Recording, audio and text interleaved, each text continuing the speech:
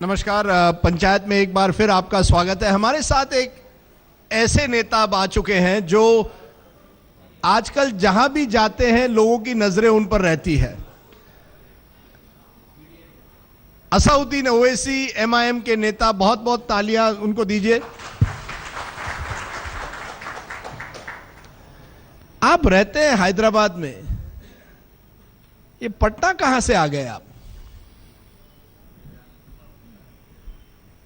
पटना तो आप बुलाए बोलकर आया मैं, वरना तो मैं सीमांचल तक ही था। मगर यह है कि 2005 में भी राजदीप, जब बिहार में इलेक्शन हो रहे थे, हम यहाँ पर 4 दिन कैंपेन किए लालू प्रसाद यादव के लिए, पूरे बिहार में फिरकर। और हमारे साथ फातिमी साहब भी थे और कोई लोग थे 2005 में। और बग़ैर लालू बुलाए हम आए थे यहाँ पर। और एक इंटरेस्टिंग वाक़या हो गया था। जब हम पहले दिन लालू ने हमको नालंदा भिजाया कि नहीं आप जाइए, वहाँ जाइए। हम गए, वापस जब रात को आए तो उनके घर पर हमारी मुलाकात हुई। तो वहाँ पर कोई बड़े बड़े कोई मुस्लिम लोग बैठे थे। बोले कि ये देखो, ये हैदराबाद से बग़ैर बोले आ गए, अब अपना टिकट पर आ गए और तुम लोग यहाँ पर लालू को तंग कर रहे हो। तो अब ये कोई भूल जाते हैं तो हम क्या करेंगे। नहीं, भूल नहीं गए। तब तो आप लालू के साथ आए थे और लालू जी के लिए प्रचार करने आए थे। अब बगैर लालू के बुलावे पर, बगैर लालू हमको रिक्वेस्ट किए, हम खुद आए थे यहाँ पर। ओवैसी जी, तब आप लालू जी के लिए प्रचार करने आए थे। अब आपके आलोचकों का कहना है कि आप आए हैं बीजेपी के बुलावे पर। बीजेपी ने ओवैसी को कहा है आप बिहार आइए, मुस्लिम वोट को बांट दीजिए या तो चुनाव को पोलराइज कर दीजिए। नहीं, ये बिल्कुल झूठ है। और अगर किसी के पास इसका सबूत है तो पेश करे।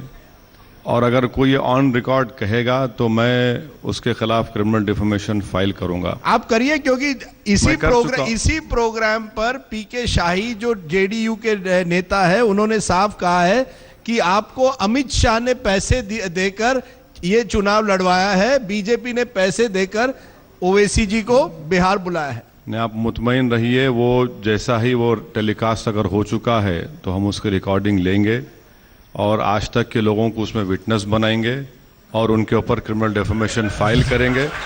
और हैदराबाद इतनी मर्तबा उनको बुलाएंगे कि वो उनको मालूम हो जाएगा कि क्या होता है क्रिमिनल डिफेमेशन। मैंने ये कहा है कि जहाँ पर हमारे कैंडिडेट्स नहीं होंगे सीमांचल, आप वहाँ पर हराइए बीजेपी को। अच्छा, अगर मैं मान लिए कि मैं 24 सीट पे खड़ा कर देता हूँ सीमांचल के, 219 है ना भैया, 219 पे जीतिए। तीसरी बात यह है कि ये सवाल अपने समधी से क्यों नहीं कर रहे हैं लालू जी? समधी भाग गए, डाइस पर बैठे हुए थे, ये कैसे समधी है? अच्छा, हमको बोल रहे हैं समधी को नहीं समझा सकते। तारिक भाई चले गए छोड़ के, एनसीपी, लेफ्ट पार्टी से कोई सवाल नहीं करता, बीएसपी खड़ा कर रही है 200। मैं 24 खड़ा कर सकता हूं, नहीं खड़ा कर सकता हूं, मगर मुझसे ही सवाल करना, आखिर हमको देखते ही इतना पेट में दर्द क्यों शुरू हो जाता है? क्या वजह है?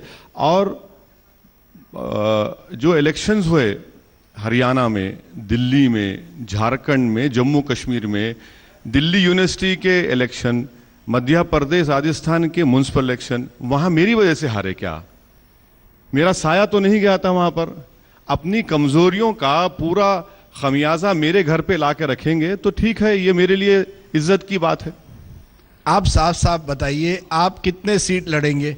सीमांचल में 25 सीट लड़ेंगे, नहीं लड़ेंगे? नहीं, सीमांचल में 25 नहीं 24 सीटें हैं। हम अनकरीब में फैसला करेंगे। मगर इस तरह से अगर बेतुकी और बेहुदा किस्म की बातें करेंगे तो फिर याद रखिए मैं अपने फैसले पर नजरसानी करूंगा। क्योंकि जब मैं एक वाज़ेह पोजीशन ले चुका हूं कि मैं सीमांचल तक अपने आप को महदूद रख रहा हूं और उसमें भी कितनी सीटें लड़ेंगे हम पार्टी फैसला करेगी। इस तरह के बेहुदा किस्म के बेसलेस इल्ज़ामात लगाएंगे तो फिर ये ठीक है, अब हमको भी सोचना पड़ेगा फिर। नहीं सोचना पड़ेगा, या आप क्या एक तरह से धमकी दे रहे हैं कि आप? धमकी नहीं दे रहा हूं। देखिए, ये बिहार की सरजमीन बड़े गयूर और इज़्ज़तदार लोगों की सरजमीन है, और यहाँ से अगर कोई इस तरह की बात करता है और बेबुनियाद इल्ज़ाम लगाते हैं, तो फिर ये बताइए, गोधरा जब जल रहा था, जब इंसानियत कहाँ मर गई थी? जब गुजरात में हमारे खून की होली खेली जा रही थी तो इंसानियत कहाँ थी? जब एहसान जाफरी के जिस्म के 4-4 टुकड़े किए जा रहे थे, कहाँ थी इंसानियत? जब सोहराबुद्दीन को मारकर फेंक दिया गया तो कहाँ था सेकुलरिज्म? आप 2009 का इलेक्शन लड़ते। मेरी असदुद्दीन ओवैसी की नज़र में मोदी, आडवाणी, बीजेपी एक है, इनमें कोई फर्क नहीं है। ये मेरा वाज़ेह स्टैंड रहा। और फिर मुझ पे इल्ज़ाम लगा रहे हैं शादी। हाँ, अगर मेरे घर में शादी होगी तो मैं मोदी को नहीं बुलाऊंगा, क्योंकि मैं पॉलिटिकली भी उनसे दूर रहता हूं, पर्सनली भी दूर रहता हूं। मगर यहां पर मामला क्या है, डाइस पर मोदी को बोलेंगे और घर में बुला लेंगे और पूरा घर का घर ठहर के फोटो लेगा उनके साथ। ये अजीब है। यानी लालू और मुलायम अपने परिवार के शादी पर मोदी जी को बुलाते हैं, आप नहीं बुलाएंगे। लेकिन सीमांचल एक ऐसा एरिया है जहां लोकसभा चुनाव में बीजेपी सभी सीटें हारी थी और एंटी मोदी अलायंस जो बना था या एंटी मोदी फोर्सेस जो है वो उस इलाके में कम से कम सीटें जीती थी। अब उसी एरिया में आप जा रहे हैं। आपने कहा कि अगर ये अलायंस बता पाए कि वो मोदी को हरा सकता है तो मुझे कोई एतराज नहीं है, लेकिन आप उसी एरिया में जा रहे हैं जहां मुस्लिम पॉपुलेशन है, जहां बीजेपी इस समय थोड़ी कमजोर नजर आती है। यानी कि इसी वजह से लोग परसेप्शन है कि आप मुस्लिम वोट को डिवाइड करने आ रहे हैं, और यहां से यह आता है ये एक बड़ी साजिश है जिसमें आप बीजेपी के साथ मिल गए हैं। मैं सीमांचल के डेवलपमेंट की बात कर रहा हूं। सीमांचल में सिर्फ मुसलमान तो नहीं बसते, और मेरा मानना यह है कि अगर बिहार में बैकवर्डनेस है तो बिहार में सबसे backward region division Purnia division है। इसका एम्पिरिकल डेटा मौजूद है, चाहे वो एजुकेशन में हो, एक यूनिवर्सिटी नहीं है, high schools, primary schools, teachers, health, agriculture output, हर एतबार से सीमांचल बैकवर्ड है। और हम ये कह रहे हैं कि हम सीमांचल का डेवलपमेंट चाहते हैं जिसमें सब तमाम तबके के लोग रहते हैं। मैं कहाँ कह रहा हूं कि मुसलमान मुसलमान, और अगर बात मुसलमान की कर रहे तो फिर बिहार की असेंबली में 19 मुसलमान क्यों हैं? 17% आबादी है तो कम से कम 41 MLAs होने चाहिए। इसका जिम्मेदार मैं तो नहीं हूं। आखिर 7 MP क्यों नहीं है? और फिर जितना बजट दिया जा रहा है माइनॉरिटीज का 299 करोड़। अच्छा, मोस्ट बैकवर्ड क्लास, एनेक्शर और बैकवर्ड क्लास कितना बजट दे रहे, कितना उसमें इस्तेमाल हुआ उन मुस्लिम बैकवर्ड क्लास के बरादरियों के ऊपर, और इतना अंडर डेवलपमेंट क्यों है? फिर ये सब बातें नहीं होगी। मगर खौफ इस बात का है कि नहीं हमारे सामने आप क्यों खड़े हो रहे हैं? भाई जमहूरियत है हिंदुस्तान में, हम नागाज से कह रहे हैं कि भैया हथियार डालिए और मेन स्ट्रीम में आइए। मैं जाके सीमांचल में लड़ता हूं तो बोलते क्यों ला गए आप? कहीं आपको लगता है ये जो सेक्युलर फोर्सेस है, धर्मनिरपेक्ष ताकतें हैं, वो मोदी का खौफ लोगों के सामने, मुसलमान के सामने रख रही हैं और उस पर चुनाव जीतना चाहती है, वाकई विकास के लिए कुछ नहीं कर रही? क्या आप समझते हैं ये जो सेक्युलरिज्म है इनका, क्योंकि आपको कम्युनल माना जाता है, आपको कहा जाता है कि आप मुस्लिम वोट बैंक की पॉलिटिक्स कर रहे हैं, दूसरी तरफ ये जो सेक्युलर पॉलिटिक्स है, क्या आपको लगता है वो भी केवल एंटी मोदी पॉलिटिक्स के आगे नहीं बढ़ पाई है? नहीं, यकीनन बीजेपी RSS को रोकना हम तमाम की जिम्मेदारी है। मगर ये ऐसा है ना कि कोई अगर कहेगा कि नहीं मैं ही चौधरी हूं और तुम मेरे छत्रो छाया में आकर मुकाबला करेंगे तो कामयाब होंगे, नहीं हो सकता। ये अगर मोदी को रोकना है तो सबको एक जगह पर आना पड़ेगा, और कोई ये नहीं कहेगा कि नहीं मैं बड़ा हूं और सब मेरे साथ आएंगे, ऐसा नहीं हो सकता। अगर सब साथ आएंगे तो यकीनन कुछ हो सकता है। मगर ये बोलना कि नहीं हम ही रोक सकते, क्या फैसिज्म से मुकाबला कोई एक दो पार्टी कर सकते हैं? क्या कम्युनिज्म से मुकाबला हम नहीं कर रहे? कि तेलंगाना में हमने बीजेपी को रोका, हम बीजेपी को कामयाब होने नहीं दिए तेलंगाना में? ये हमारी वहां पर सियासी सोच की कामयाबी है। नहीं, लेकिन फिर अगर आप एक तरफ कहते हैं कि आपको मोदी को रोकना है, पर आप उन ताकतों के साथ जोड़ेंगे नहीं जो मोदी के खिलाफ है, ये कैसी राजनीति है? मैं आपकी राजनीति समझना चाहता हूं, क्योंकि आप महाराष्ट्र चले जाते हैं एक दिन, अब आप कर्नाटका में भी गए थे बंगलोर के इलेक्शन में, अब आप पटना पहुंच गए हैं, कहा जाता है आप उत्तर प्रदेश भी जाएंगे। एक जमाने में एमआईएम हैदराबाद की जो पार्टी थी, अब क्या आप उसे नेशनल पार्टी बनाना चाहते हैं? क्योंकि आपको लगता है देश में एक वैक्यूम है, एक पैन इंडियन मुस्लिम पार्टी बनाने की आपकी कोशिश है। काशीराम ने अगर बहुजन समाज को एक तरह से शुरुआत में दलितों की पार्टी बनाई थी, आप एक तरह से अब बनाना चाहते हैं मुसलमानों की पार्टी, नेशनल मुस्लिम पार्टी। नहीं, हरगिज नहीं, मेरी पार्टी मुसलमानों की पार्टी नहीं है, मगर हम पूरी कोशिश कर रहे हैं कि मुसलमान और दलित एक साथ मिलकर लड़ें, क्योंकि ये जो सियासी निज़ाम है, ये जो सियासी सिस्टम है, जब तक मुसलमान और दलित का सही मानों में पॉलिटिकल एम्पावरमेंट नहीं होगा, हमसे नाइंसाफ़ी जारी रहेगी। और पिछले 69 ईयर्स से आप देख लीजिए, डेटा उठाकर देख लीजिए, कहाँ तरक्की हुई, कहाँ डेवलपमेंट हुआ। सच्चर कमेटी पुकार कर कहती है, मिश्रा कमीशन कहता है, कुंडू कमेटी कहती है, एनएसएस ऑफ 68th राउंड ये कहता है, फिर कहाँ हुआ? क्या बिहार में अगर मुसलमानों की 17% आबादी है, एम्प्लॉयमेंट में 7% नहीं है? ये कौन जिम्मेदार है इसका? फिर असउद्दीन ओवैसी 20 साल पहले या 25 साल पहले इसी तरह से एक नेता था या नेता बनना चाहता था, हाजी मस्तान। उन्होंने एक ऑर्गेनाइजेशन शुरू की थी, दलित मुस्लिम सुरक्षा महासंघ। दलित मुस्लिम भाई भाई, हिंदू कौम कहां से आई, ये इनका स्लोगन था। क्या आप उसी तरह की राजनीति करना चाहते हैं? वो तो स्मगलर थे, आप लगता है एक तरह से सुइसाइड बॉम्बर की तरह आ गए हैं, और आप आज कह रहे हैं कि दलित मुस्लिम भाई भाई, हिंदू कौम कहां से आई, ये उनका स्लोगन था। आज मैं बहुत सालों बाद सुन रहा हूं दलित मुसलमानों को किस तरह से एकजुट किया जाए, ये आपका स्लोगन बन गया है।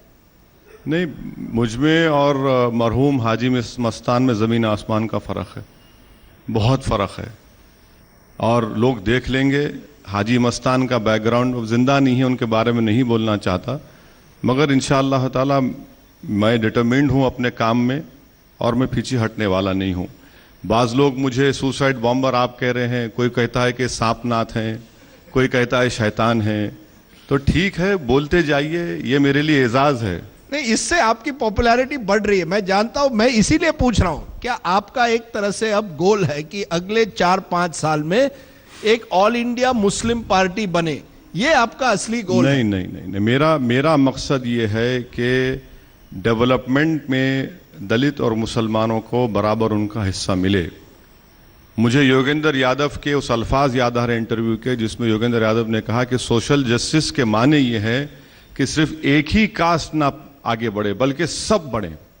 सोशल जस्टिस के माने ये नहीं है कि एक ही कास्ट के पास पॉलिटिकल पावर रहे और वही एंजॉय करे, और मैं उनकी बात से मुत्तफिक हूँ। गो हम लोग पॉलिटिकली डिफरेंट हैं, मगर सोशल जस्टिस का मतलब यह है कि जो कमज़ोर है, जो वीक है, उसको तरक्की मिले, और वो नहीं हो रहा है, उसको सही करने की ज़रूरत है। और मेरा मानना यह है कि वो पॉलिटिकल एम्पावरमेंट से ही हो सकता है। मैं कोई मुसलमानों का लीडर नहीं बनना चाह रहा, राजदीप, हरगिज नहीं बनना चाह रहा हूं। हमारे आप बन रहे हैं। नहीं नहीं नहीं, हमारे आप बन रहे हैं राजदीप, जो यंग मुस्लिम्स हैं वो आपके साथ आ रहे हैं, आप बन रहे हैं मुसलमानों के लीडर। मैं उनसे कह रहा हूं कि मैं उनके पीछे काम करूंगा, नौजवानों के, मैं एक सिपाही की तरह काम करूंगा। उनके जो फैसले हैं, उनका जो मुस्तकबिल है, उसको अच्छा करने के लिए लीडर बनने की जरूरत नहीं, सिपाही बनने की जरूरत है। और हम उन नौजवानों के साथ काम करेंगे, उनको आगे बढ़ाएंगे, उनके फ्यूचर के लिए काम करेंगे।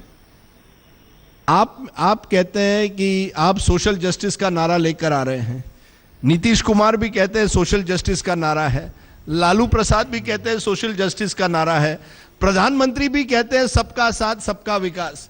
ये सोशल जस्टिस भी सेक्युलरिज्म की तरह बन गया है। प्रधानमंत्री का सबका साथ सबका विकास बैन है, खाली हर जगह बैन करते जाओ, ये नहीं खाएंगे, वो नहीं करेंगे, ऐसा नहीं पहनेंगे। अब तो उनके मिनिस्टर ने कहा कि कल्चरली भी 8 चीजें उन्होंने बता दी। अब देखते जाइए, तो ये प्राइम मिनिस्टर का जो सब वादे हैं ना, हिपोक्रेसी पर मुबन्नी है। सबका साथ सबका विकास, इंडिया फर्स्ट। आप महाराष्ट्र से आते हैं, महाराष्ट्र में बॉम्बे हाई कोर्ट ने मुसलमानों को रिजर्वेशन दिया, प्रधानमंत्री की पार्टी ने उसको रोक दिया, मगर वो जाट रिजर्वेशन के हक में है। प्रधानमंत्री दुबई जाकर बोलते हैं कि गुड तालिबान बैड तालिबान नहीं है, मगर हिंदुस्तान में असीम आनंद के बेल के खिलाफ अपील नहीं करते। मक्का मस्जिद हो या ख्वाजा अजमेरी की दरगाह हो। तो ये चल रहा है। देखिए, अच्छा, लोगों के सवाल लूंगा, लेकिन एक आखिरी सवाल, आपका राजनीतिक दुश्मन नंबर 1 कौन है? राजनीतिक दुश्मन नंबर 1 नरेंद्र मोदी है, बीजेपी और आरएसएस है? बीजेपी और आरएसएस है। बीजेपी और आरएसएस आपके नंबर 1 दुश्मन इसलिए है। और आप लालू इसलिए आरएसएस है क्योंकि हिंदुस्तान का जो प्लुरलिज्म है, हिंदुस्तान का जो रूह है, वो उसकी प्लुरलिज्म है। और आरएसएस मुल्क को हिंदू राष्ट्र बनाना चाहती है। सर, वो हिंदू राष्ट्र की बात कहते हैं, आप कहते हैं इस्लाम खतरे में है। नहीं, आप कहते हैं इस्लाम खतरे में है। दूसरी तरफ राजदीप, कभी इस्लाम की तारीख रही, इस्लाम कभी खतरे में नहीं रहा, ना इस्लाम कभी खतरे में रहेगा इंशाअल्लाह ताला। मुझे डर है कि हमारे मुल्क का जो सेक्युलर इतिहास है उसको बचाने की जरूरत है। हाँ, यकीनन हम उन लोगों से मुकाबला करेंगे जो हमारा वोट लेकर राज तो किए मगर हमारा कुछ नहीं किए। हम उनके खिलाफ भी लड़ेंगे, बराबर लड़ेंगे। और इसीलिए हम कह रहे हैं कि सीमांचल में अंडर डेवलपमेंट के लिए नीतीश भी जिम्मेदार हैं, लालू भी जिम्मेदार हैं, बीजेपी भी जिम्मेदार है और कांग्रेस भी जिम्मेदार है, इसलिए कि सब पावर में थे। और सीमांचल इसीलिए बैकवर्ड रह चुका है इन लोगों की सौतेले सलूक की वजह से। आखिर में लोगों के सवाल लेने के पहले आपका डेफिनेशन क्या है सेक्युलरिज्म का? क्योंकि आप आज सोशल जस्टिस का नारा ले रहे हैं, सेक्युलरिज्म का भी नारा ले रहे हैं। असउद्दीन ओवैसी के लिए सेक्युलरिज्म का मतलब क्या है? असली सेक्युलरिज्म क्या है? मेरी नज़र में सेकुलरिज्म कामयाब उस वक्त होगा जब हिंदुस्तान की पार्लियामेंट में हिंदुस्तान की सबसे बड़ी अक़लियत मुसलमानों के कम से कम 50 से ज़ायद एमपीज़ होंगे। सेकुलरिज्म की कामयाबी उस वक्त होगी जब हमारे मुल्क में फसादात नहीं होंगे। सेकुलरिज्म की कामयाबी उस वक्त होगी जब माजी में जो फसादात हुए, चाहे वो भागलपुर ही क्यों ना हो, उन तमाम खातियों को सज़ा मिले। सेकुलरिज्म की कामयाबी है कि इस मुल्क में किसी एक मजहब को, आइडियोलॉजी को ना थोपा जाए। ये हमारा सेकुलरिज्म है। जो हमारे बुजुर्ग जब कॉन्स्टिट्यूशन बना रहे थे, उन्होंने इसका ख्वाब देखा था और उसको पूरा करना। और आप अपने आप को सेकुलर लीडर मानते हैं? आप अपने आप को सेकुलर लीडर मानते हैं? नहीं, आप नहीं मानते हैं तो मैं आपकी इज्जत करता हूं और करता रहूंगा। मगर मैं ये जो सेकुलरिज्म के बारे में आप पूछे, ये मेरी समझ ये है। जनता के सवाल असउद्दीन ओवैसी के लिए। जनाब, आप मुसलमानों के बहुत अच्छे बात बोल रहे हैं। आपने कहा मुसलमानों की बेरोजगारी कम करेंगे, नौजवानों की हालत को अच्छी करेंगे। लेकिन कई दहाई से हैदराबाद में आपके वालिद साहब और आप एमपी रहे, और वहाँ की लड़कियाँ खुलेआम सऊदी के लोग जो आते हैं खुलेआम उसको खरीद के ले जाते हैं। उसके उन गरीब बच्चियों के लिए आपने कुछ नहीं किया। दूसरी बात, आपने फिरका परस्ती और दंगा की बात की, तो 25 साल में इस बिहार में कोई दंगा नहीं हुआ।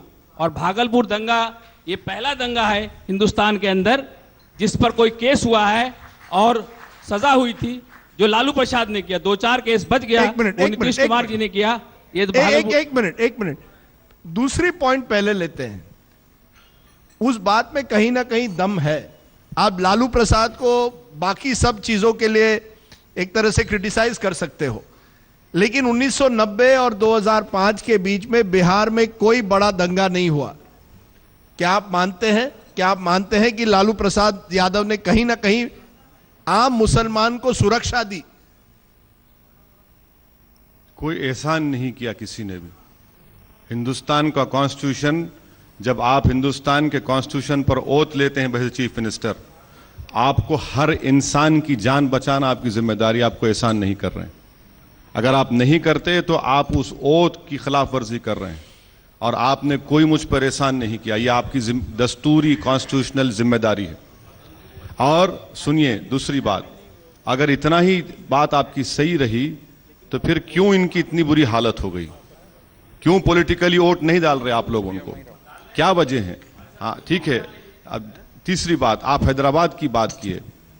यकीनन वो बात हमारे लिए शर्मिंदगी की बात है, मगर ये बात भी सही है कि पिछले 3-4 साल में हमने एक सिस्टम बनाया वहाँ पर, उससे बहुत हद तक वो कमी आ गई और एक नहीं हो रहे हैं। अभी बता रहा हूँ, आप आखिरी बात आपसे कह रहा हूँ, मैं आपसे कह रहा हूँ, मैं आपको दावत दे रहा हूँ, कभी हैदराबाद को आइए और आकर देखिए कि हैदराबाद से दूर जो इलाके हैं 11 और 12 साल के सीमांचल के बच्चे जरी के वर्कशॉप में काम करते हैं। क्या गुजरती होगी उस मां पर जो अपने 11 साल के बच्चे को आंध्र प्रदेश के उन इलाकों में भिजाकर काम करवाती है। आइए मेरे साथ, मैं आपको 17-18 साल के बच्चों को दिखाऊंगा जो सीमांचल के बच्चे पहाड़ फोड़ रहे हैं, कंस्ट्रक्शन पर काम कर रहे हैं। हम जानते हैं इन चीजों को। वर्कशॉप में मैंने देखा है, मैंने कैंपेन चलाया, मैंने कैंपेन चलाया है उस चाइल्ड लेबर के खिलाफ। आपको वो भी तो देखना चाहिए, इसको भी तो रोकने की जरूरत है।